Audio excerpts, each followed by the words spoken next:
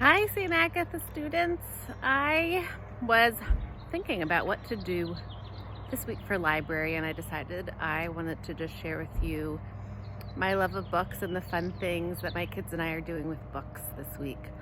And one of the best things we've done is we have put our tent out here in the yard, and inside the tent we have Clifford. You see him in there?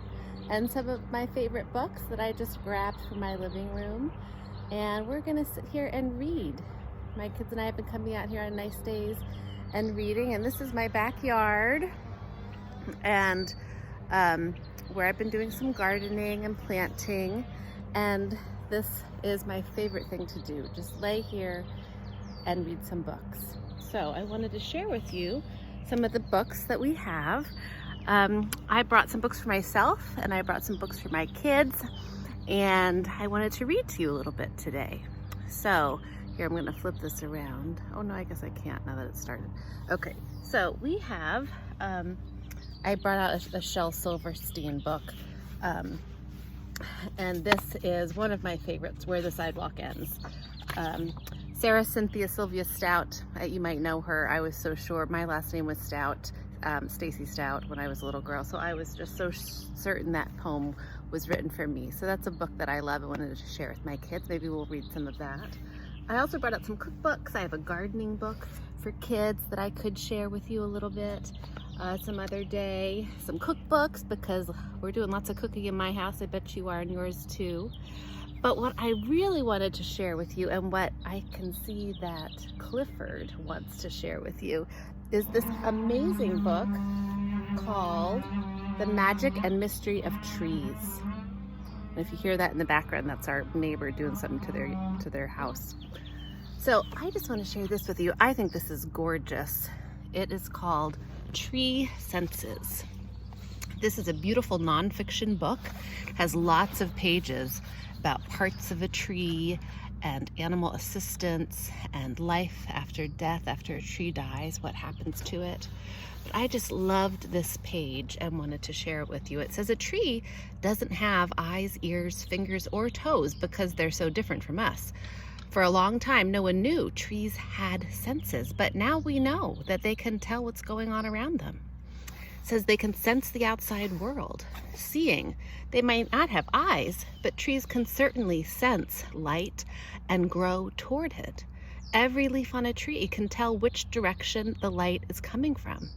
After all, they need light to make food. Time. Trees live life in the slow lane, but they do keep track of time. In spring, trees can sense the days getting longer. In fall, they know the days are shorter and prepare for winter. And even talk back. What could that mean? Being themselves. No two trees are exactly the same.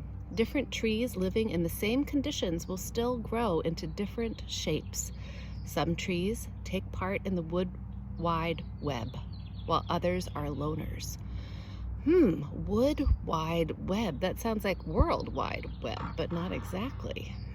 What is that? Maybe we'll read about it if we keep reading these bubbles of information.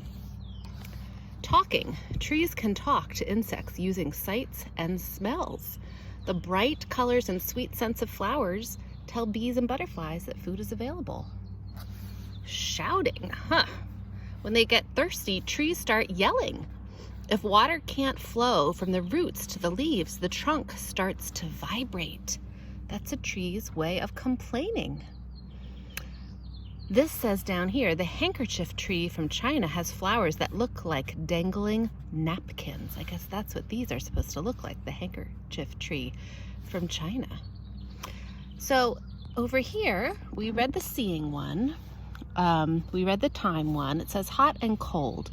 Trees can sense how hot or cold it is. Even tiny seeds know if the temperature has become warm enough for them to sprout and start growing. Taste. When an animal nibbles on a leaf, the tree can taste the animal's spit. Trees can even tell different animals apart from the taste of their spit. I did not know that. That's amazing. Hearing. Roots can hear the sound of running water and grow toward it. Even when the tree is completely sealed off, it knows the water is there. We don't yet know how they do this. And touch. Tree roots are amazingly sensitive. A tree can tell which roots in the underground tangle are its own. It can also tell whether its neighbors are the same type of tree. So they really have a sense of their surroundings.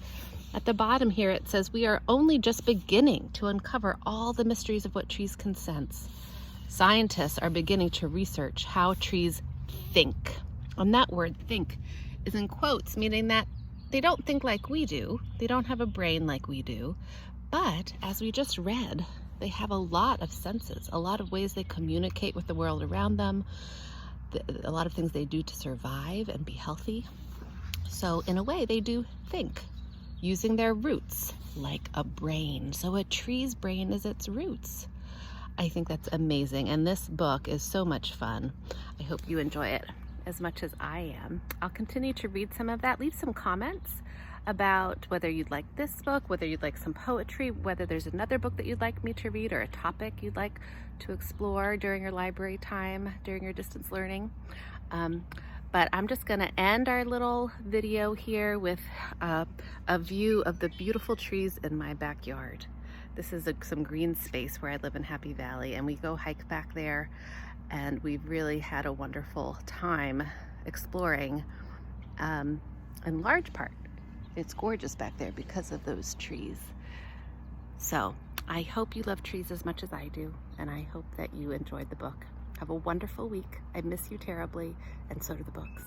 Mwah. Bye-bye.